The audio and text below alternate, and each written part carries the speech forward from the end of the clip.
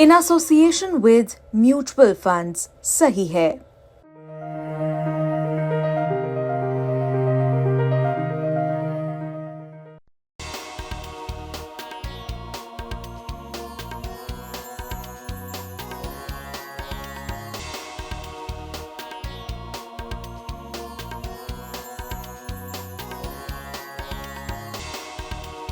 संगम में लोगों की भीड़ उमड़ रही है। ये आंकड़ा करोड़ों में है। योगी सरकार के दिए ताज़ा आंकड़े के मुताबिक महज 4 दिनों में ही ये गिनती 5 करोड़ को पार कर चुकी है।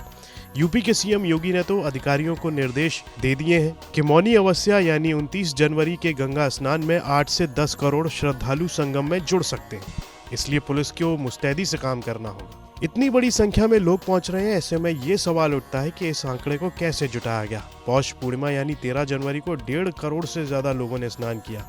आखिर इस आंकड़े को कैसे गिना गया, इसकी गणना का आधार क्या है? इस सवाल के जवाब में कुंभ मेला क्षेत्र के एडीएम विवेक चतुर्वेदी ने बताया। फिर 2 करोड़ से ज्यादा 2.5 करोड़, तो ये आखिर आपने कैसे गिना? ये मैंने बताया ना आपको, एआई बेस्ड जो सोल्यूशन था उसमें जो डेंसिटी पर स्क्वायर मीटर में कैलकुलेट की, उसकी प्लस जो कुंभ की भीड़ होती है जो हम लोगों ने देखा है पिछले मेलों में, उसके वीडियोस एनालिटिक्स निकाले थे, तो उससे जो मल्टीपल में कितने मल्टीपल फेज में पर स्क्वायर मीटर पर एक पर्टिकुलर एरिया में क्या रहेगा, उससे प्लस पर्टिकुलर टाइम को देख करके उसको कंप्यूट करके जो सॉफ्टवेयर जनरेट था उससे हिसाब से निकाला इसको। तो ये क्या कोई आपने एक स्पेशल टीम बनाया था जो इसको लगातार एनालाइज कर रही है? हाँ, पूरी एक ICCC की जो कैमरे लगे हैं, उसके साथ हमारी ENY की जो एक्सपर्ट टीम है, integrated command and control centre में ENY की जो एक्सपर्ट टीम है वो बैठी थी, प्लस जो उनके सॉफ्टवेयर इंजीनियर्स थे उन्होंने इसको कराया।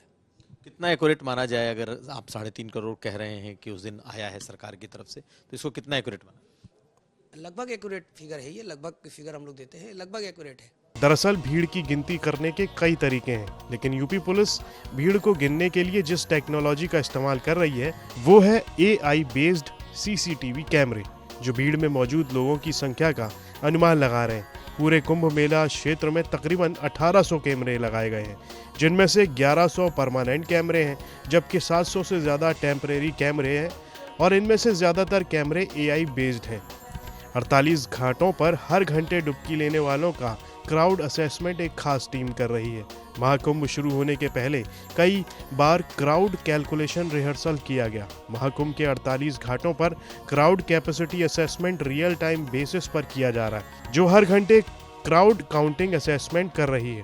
सबसे ज्यादा खास नजर क्राउड कंट्रोल के लिए पुलिस कंट्रोल और कमांड रूम से रखी जा रही है। पुलिस कंट्रोल रूम से न सिर्फ प्रति वर्ग मीटर कितने लोग हैं इसकी गिनती की जा रही है, यही नहीं भीड़ की डेंसिटी यानी घनत्व तो क्या है, किस इलाके में कितनी भीड़ है, कहाँ कम है, किस जगह पर भीड़ को मूव कराने की जरूरत है, ये सब इस कंट्रोल रूम से हो रहा है।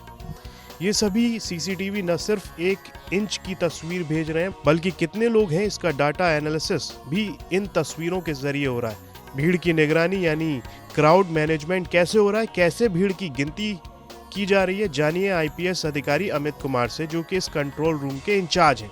रियल टाइम बेसिस पर ये काउंटिंग या गणना हो रही है?